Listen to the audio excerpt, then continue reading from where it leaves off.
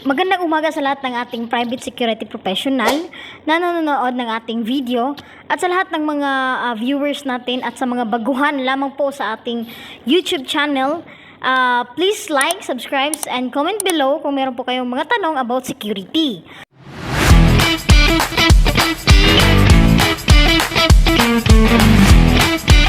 So, for today's video, ang pag-uusapan natin is tips.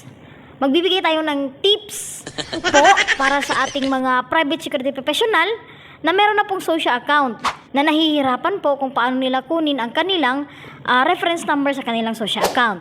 At ipapaliwanag din po natin dito kung ano ba ang ibig sabihin ng ating reference number, kung para saan ba siya. So samahan niyo po akong malaman ang reference number kung saan kukunin. So mga ka-PSP, ang unang gagawin natin, first tips na ibibigay ko is punta tayo sa Google account at i-click natin yung Google ng Google Apps natin at lalabas dyan yung search. Then ilagay nyo yung socia.pnp-csg.org, then click. So lalabas na dyan yung Socia. Okay, so as you can see, lumabas na po yung Socia. So, nakikita nyo naman po yung login dyan. So, ito po ang ating gagawin. So, first, ilagay natin ang ating cellphone number na niregistered natin. Then, sa baba, yung password na ginawa natin. So, mga ka-PSP, ilagay na natin yung ating ginawang password. At, paalala lang po, ito ay example lang po. Baka gayahin nyo. So, ito ay isang example lamang. Ang ilagay nyo po ay yung sarili nyo pong number sa inyong social account at password na ginawa po. Then after that, i-click nyo po yung login na nakalagay dyan. Then ito na po yung lalabas. Sa mga ka-PSP, ito na po yung laman ng ating social account. So nakikita nyo naman yung nilagyan ko ng black dyan. Pangalan po ng ating security yan at number niya.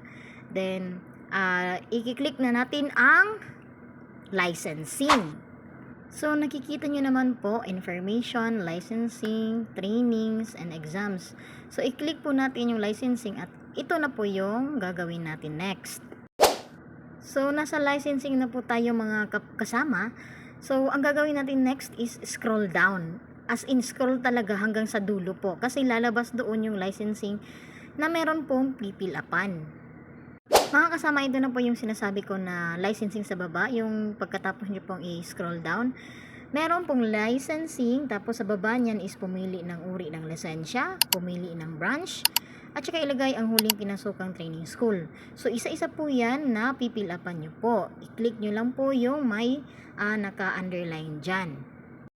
FYI po sa lahat, ito po ay example lamang. Ang ginamit po namin dito is yung branch ng region namin, kasi nasa region 11 kami. At yung pinasukang training school is training school po namin na ginamit. So kung kayo na po yung mag-fill up, gamitin nyo po yung branch. So after nyo pong ma-fill upan lahat yan, i-click nyo lang po yung apply, tapos ito na po yung lalabas. At dahil po ay reference number lang po yung kukunin natin, ang gawin po natin after is, nakikita nyo naman po yung close dyan. I-click nyo lang po yan at ang final po is ito na po.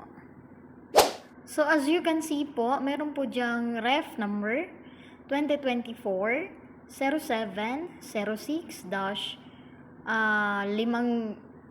at saka 259.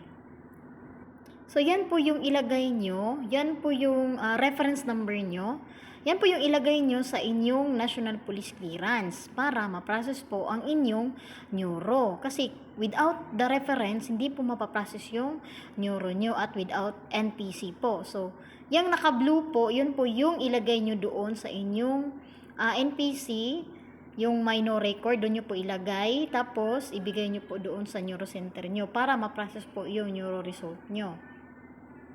At isama nyo na rin po yung number ng social account nyo, tsaka yung reference. Yan lang po yung ilagay nyo doon para ma-process po yung neuro nyo. So, maraming salamat po at sana po ay naintindihan nyo po yung explanation ko dito at please support po. Thank you.